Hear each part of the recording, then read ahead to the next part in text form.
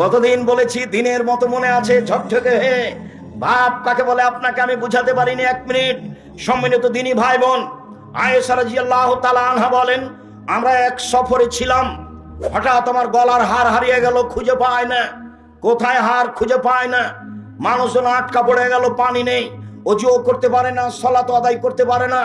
আমরা বড় বিপাকে। আমার আব্বাকে জনগণ বলল, আয়েশা কি করেছে তা জানেন? কি করেছে? আয়েশা গলার হার হারিয়েছে, খুঁজে পায় না, যেতেও পারি না, পানিও নেই, অজুও করতে পারি না, সালাত আদায় করতে পারি না। আয়েশা রাদিয়াল্লাহু তাআলা আনহা বলেন, আবু বকর সিদ্দিক আমার নিকটে আসলেন, লাকজাতান শাদীদা, তিনি আমার এই কোমর, পেটের এই জায়গাটার উপরে একটা জোরে আঘাত করলেন।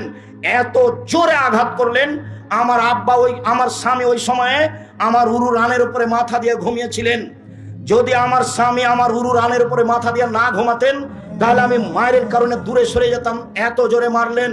এই ছেলে, থামো একটু। সম্মানিত দিনী ভাই বোন, এইটা আপনার জন্য অতীব জরুরি।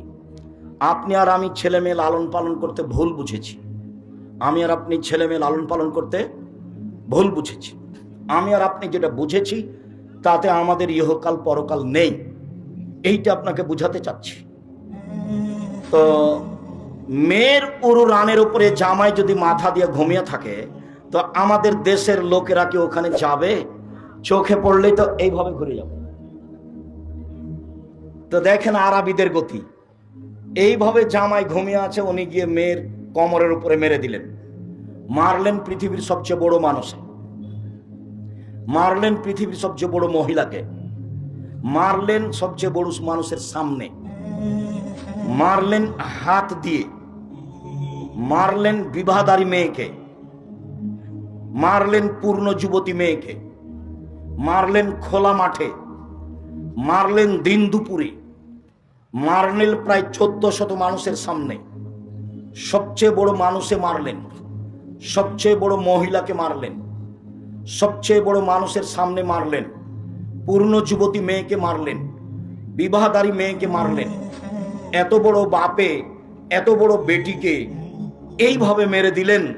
আর আমার মেয়েটার নখ বড় আছে, আমি কিছুই বলতে পারলাম না, তখনও আমি বাপ। ভুল হিসাব। আপনার মতো বাপের বেঁচে থাকার প্রয়োজন নেই।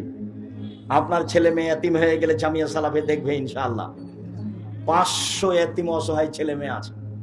কালকে যদি আরো 500 গিয়ে যোগ হয়, সমস্যা নেই। আলহামদুলিল্লাহ, আল্লাহর অনেক দয়া, আল্লাহর অনেক দয়া।